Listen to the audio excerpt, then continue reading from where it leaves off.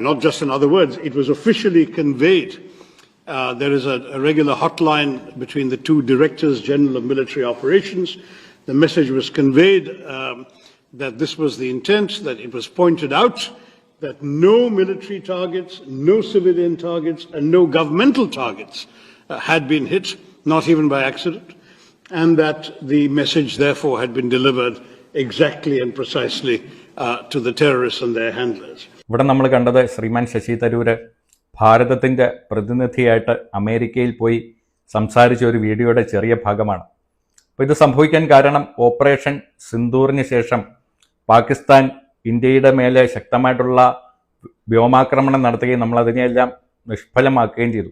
അതിനുശേഷം നമ്മൾ ശക്തമായിട്ടുള്ള രീതിയിൽ തിരിച്ചടി കൊടുക്കുകയും അങ്ങനെ പാകിസ്ഥാൻ വാലും ചുരുണ്ട് നമ്മുടെ അടുത്ത് വന്നിട്ട് ദയ യാചിച്ച് അങ്ങനെ യുദ്ധം അവസാനിപ്പിക്കുകയും ചെയ്യുകയാണ് ഉണ്ടായത്.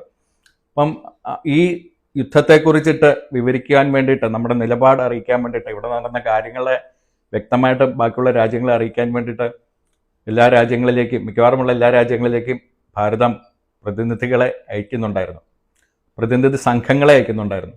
അങ്ങനെ അമേരിക്കയിലേക്ക് പോയ പ്രതിനിധി സംഘത്തെ നയിച്ചത് ശ്രീമാൻ ശശി തരൂരാണ്. അപ്പോൾ അദ്ദേഹം ആ ജോലി വളരെ മനോഹരമായിട്ട് അവിടെ ചെയ്തുകൊണ്ടിരിക്കുന്നുണ്ടായിരുന്നു. അപ്പോൾ ഇവിടെ മനസ്സിലാക്കേണ്ട ഒരു കാര്യം, രാഷ്ട്രീയം എന്ന് പറഞ്ഞാൽ രാഷ്ട്രത്തെ സംബന്ധിക്കുന്നതാണ്, അല്ലാതെ സ്വന്തം രാഷ്ട്രീയ പാർട്ടിയെ സംബന്ധിക്കുന്നതല്ല എന്നുള്ള ഒരു കാര്യം മോദിജി ഇവിടെ തെളിയിച്ചിരിക്കുകയാണ്. ഇതേപോലെ തന്നെ ജോൺ ബ്രിട്ടാസിനെ അയച്ചിട്ടുണ്ടായിരുന്നു, OYC അയച്ചിട്ടുണ്ടായിരുന്നു. ഇത് വേറെ എന്തെങ്കിലും ഒരു പ്രധാനമന്ത്രി, വേറെ ഏതെങ്കിലും ഒരു കക്ഷിയുടെ പ്രധാനമന്ത്രി ആണ് ആ സ്ഥാനത്തിരിക്കുന്നെങ്കിൽ അത് ചെയ്യുമെന്ന് ഞാൻ ഒട്ടും പ്രതീക്ഷിക്കുന്നില്ല. മോദിജിയുടെ ഒരു വിശാലമായിട്ടുള്ള ഒരു മനസ്കതയും ഒരു ദീർഘവീക്ഷണവുമാണ് നമുക്കിതിൻ്റെ പുറകിൽ കാണാൻ വേണ്ടിയിട്ട് സാധിക്കുന്നത്. അപ്പം ഇന്ത്യ അതിൻ്റെ സുവർണകാലഘട്ടത്തിലേക്ക് ശക്തമായി പൊയ്ക്കൊണ്ടിരിക്കുന്നു എന്നുള്ളതിൻ്റെ ഏറ്റവും വലിയ തെളിവാണ് നമുക്ക് ഇതൊക്കെ കാണിച്ചു തരുന്നത്.